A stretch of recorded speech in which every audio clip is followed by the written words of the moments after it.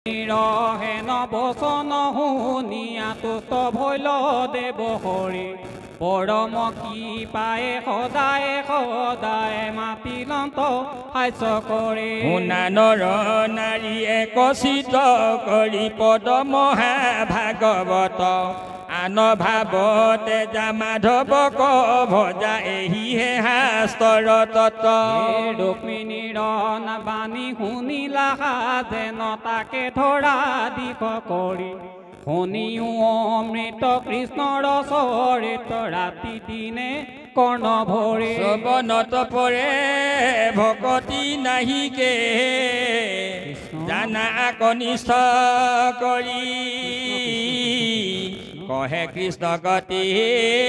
অনন্ত কন্দলি অডাকি বোলা হৰি হৰি কৃষ্ণ হৰি ৰাম ৰাম ৰাম মাধৱ বদতি সাধু সাধু মহাহতি যতে কবুলিলা মানে স্বৰূপ যুগতি এহি তজু বচন শুনিতে অভিলাষ এতেকে তোমাক কৰিলো পৰিহাস একান্ত ভকত তুমি শুনিও কৈলানি যেন যেন কাম মুত বাঁচিলা কামিনী সকলে তোমাতৈ আছে নাহিকে সংশয় কিন্তু মুখ সেইটো শৌক বুলিলো নিশ্চয় তোমাৰ স্বামীত প্ৰেম জানিলো আপুনি আৱে তজু সম প্ৰতি বৰ্তাই আছে কোনি এতেকে বচন তজু চাহিলো মনত তভু মুখতে যি মন নগৈল আনক এ ৰাম ধন্য ধন্য ৰুক্মিণী তুমি পতি ব্ৰতা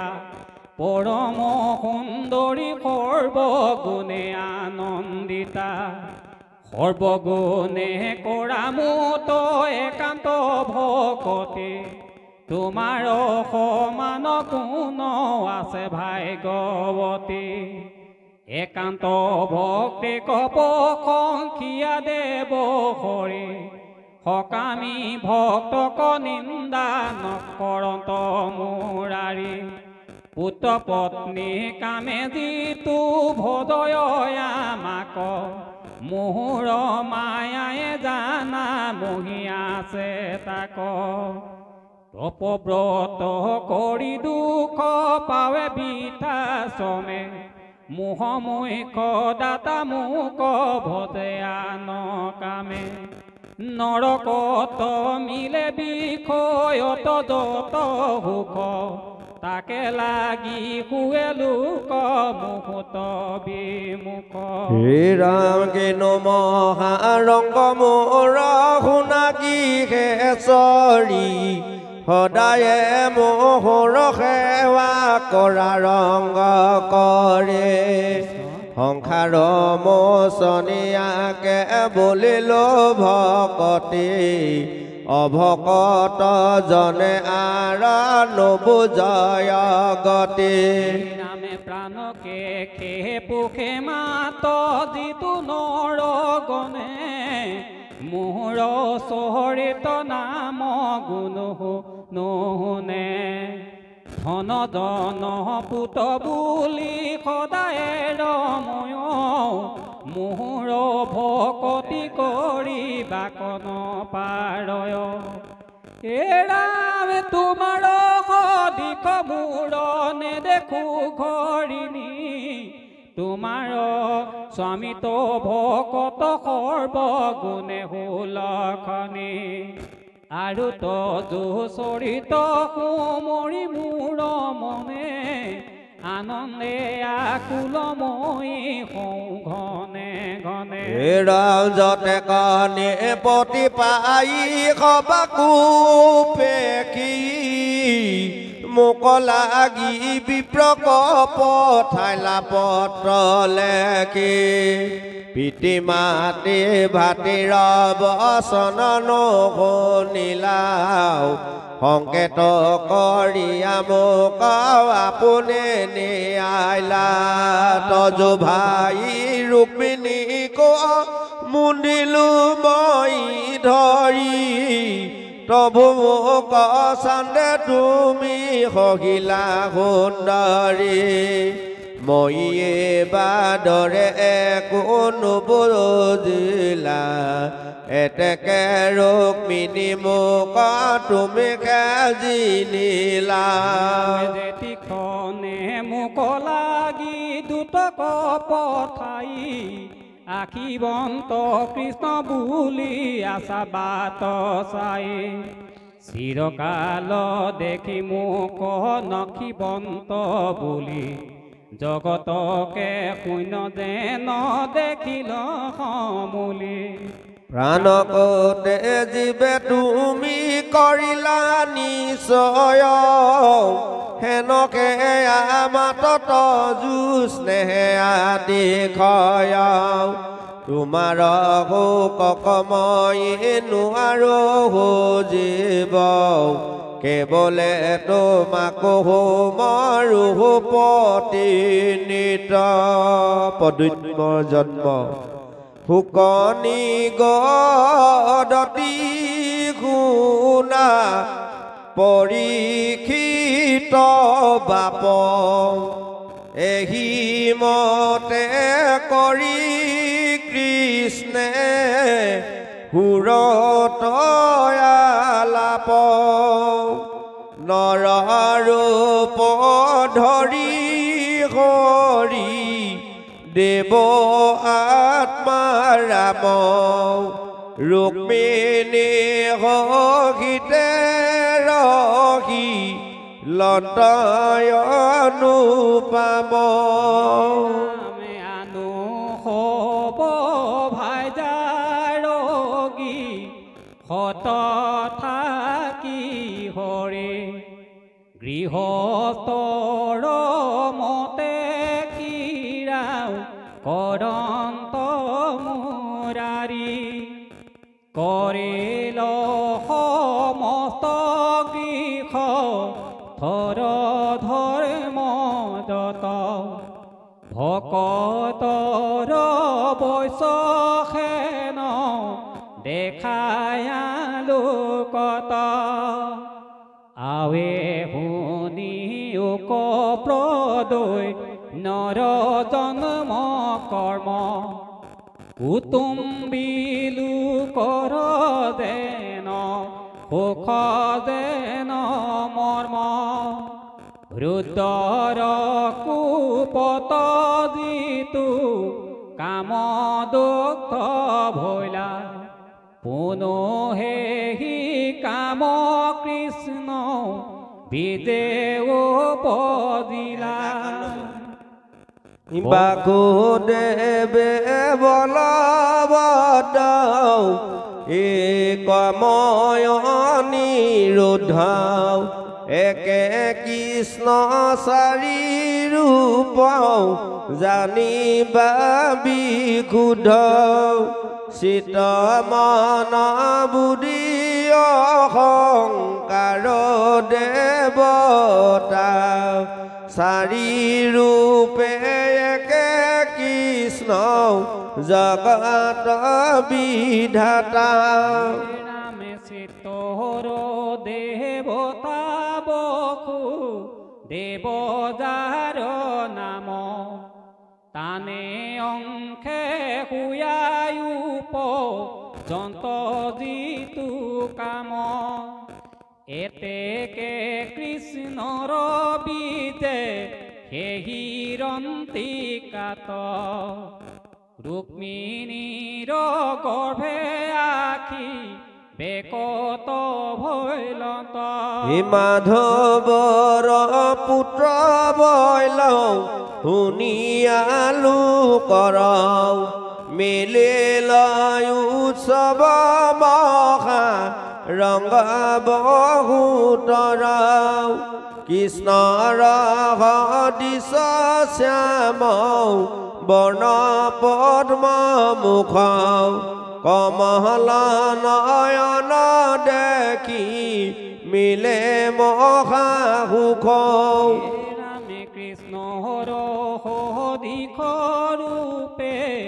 গুণে মনোহৰ জানিয়া পদুইন নাম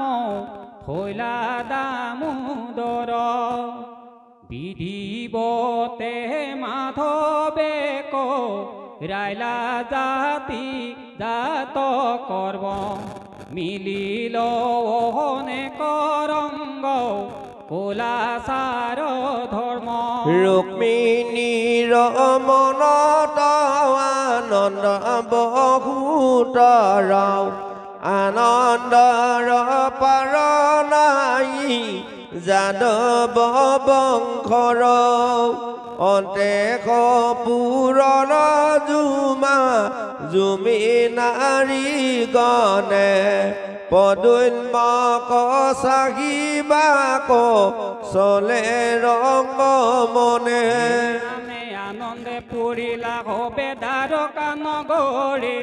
শিখব আনন্দ কোনে কহিবাক পাৰি সকলে বান্ধৱে শুয়াই আছে আনন্দিত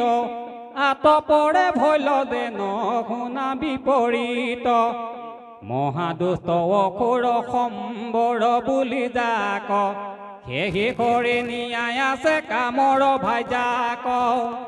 জিকালে শিৱৰ কোপে কাম গৈল মৰে তৈখানিয়ে ৰতিৰ অসুৰে নিয়া খৰে অসংঘাত মায়াক জানন্দ ৰতি নাৰী অসুৰক মহিলা থাকন্ত মায়া কৰি আপোনা সদৃশ সজিদেন্ত মায়া নাৰী তাকে ৰতি বুলি দুষ্টে থাকে কিয়া কৰি ৰামে মহাসতী ৰতিৰ যেন দিনে যুগ যায় স্বামী উপজীৱ জানি আছে বাট চাই হা কাম বুলন্ত চকুৰ পৰে লয় অসুৰৰ গৃহতয়া সন্তে দুখ পাই অনন্তৰে কাম দেৱে ভৈলয়ুত পতে শুনিলে অসুৰৰ পৰম কুৰমতি মোৰ প্ৰাণ বৈৰী কাম উপজিল বোলে চুততে মাৰো হোৱাক খেদি গল জলে কামৰূপী মায়া জানে অসুৰ দুৰ্বাৰ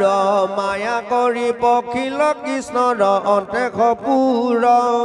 দমকী দশ দিন পুনৰতো হৱে বালকৰ বিচিত সজাত সুতি আছে ৰুচিকৰ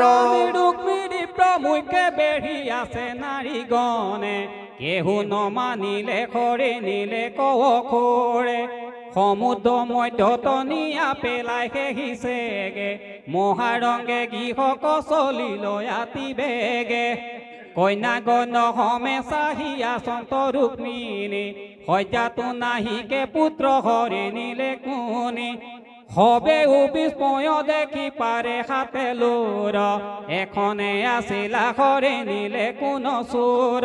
হে ৰামে ৰুক্মিণী কান্দন্ত পৃথিৱী তলতে পাৰি হা পুত্ৰ পদুন্মক তোক কোনে নিলে হৰি প্ৰথমৰ পুত্ৰ মূৰৱাতি সুকুমাৰ কোনে আহি দিলা মোক বুকত কোঠাৰ কপুৰ কচানি ক্ৰন্দনৰ ধনে একথাই ভৈল হবে যদু বংশে শুনি হবেও কান্দন্ত দেখি পৰম বিস্ময় লগতে কান্দন্ত দেৱী দৈৱ কীৰ্তনয় হে ৰাম সকলে জানন্ত যদি দৈৱকী নন্দন তথাপি কাহাতো নকহিল নাৰায়ণ বিষয়িলো কৰ দুখ সুখ দেখাৱন্ত ভকত জনৰ তাত বিৰাগ জানন্ত হে কৃষ্ণৰ গৃহে অসুৰ প্ৰৱেশ যাৰ নাম ধনিতে পলায়ু দক্ষু দিশ টানকি পুত্ৰক হৰি লৈ যান্ত খুৰ জানিবা সকলে ইটো ঈশা মাধৱৰ যাদৱ বংশৰ হুক কাহিনী থাকুক প্ৰদৈন্যৰ যেন ভৈলা তাকো শুনিওক দাৰুণ অসুৰে নিয়া সমূহ দেখে পিল বলৱন্ত মৈছে পাই তেখনে গিলিল নভৈল ৰখি থাকি মৎস্যৰ গৰ্ভত ঈশ্বৰৰ বীজে নষ্ট হৈবকে নমত মৎস্যৰ গৰ্ভৰ বেয়া চাকটো কাল তাত পাছে কৈবতে মেলিলে মহাজাল মৎস্য সমে পাছে তাক লাগ পাইল মহামৎস্য দেখি মা পাছে ৰাজা তো যোগাইল দেখিয়া সম্বৰ সুৰ মহাৰঙ মনে ৰন্ধন মন্দিৰে মৎস্য পঠাইলা তেখনে মৎস্য কাটি 12 খৰ্গ আছে তীক্ষ্ণতৰ কাটিলে মৎস্যৰ মস্তক থুলন্তৰ দেখিলে কটাতে হুপাকাৰ নাৰী ছয় অদ্ভুত বালক গুটি গৰ্ভতে আছয় পেট চিৰি ডাকি গনে কাটিল যতনে ৰতিৰ আগত নিয়া দিলা ৰঙ মনে দেখি মায়া ৰতিৰ পৰম ৰঙ মন ধুৱাই কোলা তলয়া পিয়াইলন্ত স্তন সবাংগে সুন্দৰ তনু শ্যাম কলে বৰ কমল লোচন মুখ ৰাতুল অধৰ অৰুণ চৰণ কৰ কমল দীপিতি নীল আকুঞ্চিত কেক কুণ্ডল প্ৰকটি সবাকো সম্বুধি ৰতি